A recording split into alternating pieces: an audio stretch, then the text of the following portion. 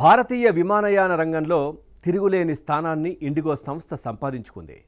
కేవలం డొమెస్టిక్ ట్రావెల్స్కు మాత్రమే కాకుండా అంతర్జాతీయంగా కూడా వేగంగా విస్తరిస్తూ ప్రపంచంలోని అతిపెద్ద తక్కువ ధరల విమానయాన సంస్థలో ఒకటిగా నిలిచింది. ప్రతిరోజు వేల సంఖ్యలో సర్వీసులు నడుపుతూ ప్రతి ప్రాంతానికి విమాన కనెక్టివిటీని పెంచుతూ ఇతర సంస్థలతో పోల్చితే తక్కువ ధరకే సర్వీసులు అందిస్తూ ఇండిగో దేశంలోనే అతిపెద్ద ప్రైవేటు విమానయాన సంస్థగా నిలిచింది. అయితే ఇండిగోపై ప్రయాణికులు పెట్టుకున్న నమ్మకమంతా ఒక్క రోజులోనే మాయమైంది. ఇక డీజీసీఏ కొత్తగా ప్రవేశపెట్టిన ఫ్లైట్ డ్యూటీ టైమింగ్ లిమిటేషన్స్ నిబంధనలను డీజీసీఏ విధించింది.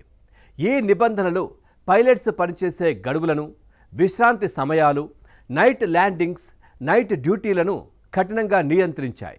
2024 జనవరిలో విమానయాన సంస్థలతో చర్చించిన డీజీసీఏ దశల వారీగా ఈ నిబంధనలను విధించింది.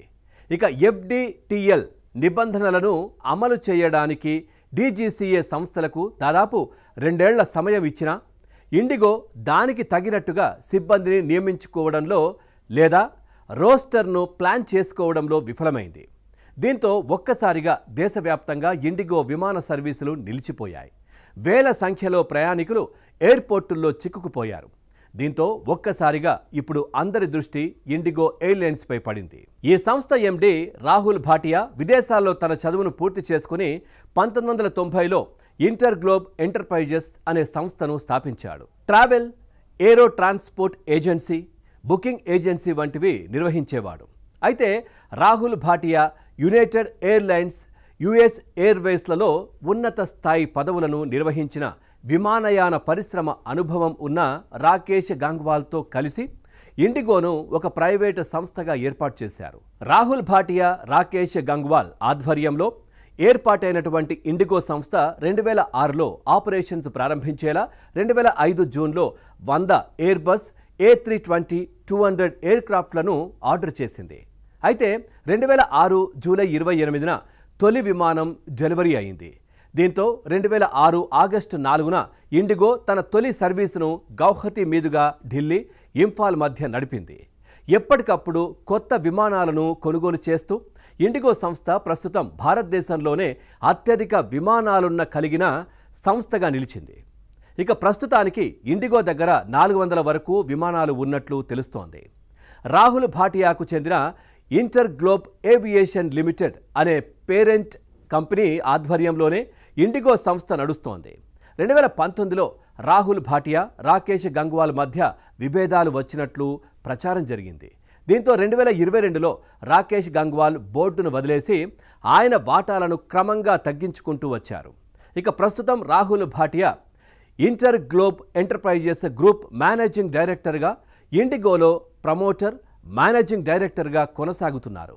2022 ఫిబ్రవరిలో ఇండిగో బోర్డ్ రాహుల్ భాటియాని 5 సంవత్సరాల ఎండీ పదవికి నామినేట్ చేసింది. దేశంలోనే అతిపెద్ద ప్రైవేటు విమానయాన సంస్థ అయిన ఇండిగోలో సుమారు 37,000 మందికి పైగా సిబ్బంది ఉన్నారు. వీరిలో పైలట్లు, క్యాబిన్ క్రూ, ఇంజనీర్లు, గ్రౌండ్ సిబ్బంది ఉన్నారు. ప్రతిరోజు దేశీయ, అంతర్జాతీయ మార్గాలలో కలిపి దాదాపు 2 లక్షల నుంచి 3 లక్షల మందికి పైగా ప్రయాణికులు ఇండిగో విమానాల్లో ప్రయాణిస్తున్నారు. పండగలు లేదా పీక్ సీజన్లలో ఈ సంఖ్య మరింత ఎక్కువగా ఉంటుంది. 2006లో ఒక్క విమానంతో మొదలైన ఇండిగో ప్రస్థానం ఇప్పుడు దేశంలోనే అతిపెద్ద విమానయాన సంస్థగా నిలిచింది.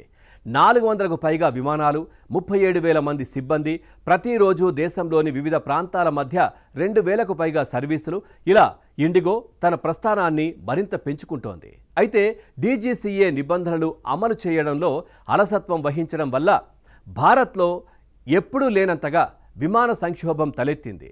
దీంతో డీజీసీఏ ఇండిగో సంక్షోభం కారణంగా కొన్ని నిబంధనలను సడలించింది. దీంతో ఇప్పుడిప్పుడే ఇండిగో తన ఆపరేషన్స్ను క్రమబద్ధీకరించుకుంటోంది. డీజీసీఏ విధించిన నిబంధనలను అమలు చేసేందుకు 2026 ఫిబ్రవరి 16 వరకు సమయం కోరింది.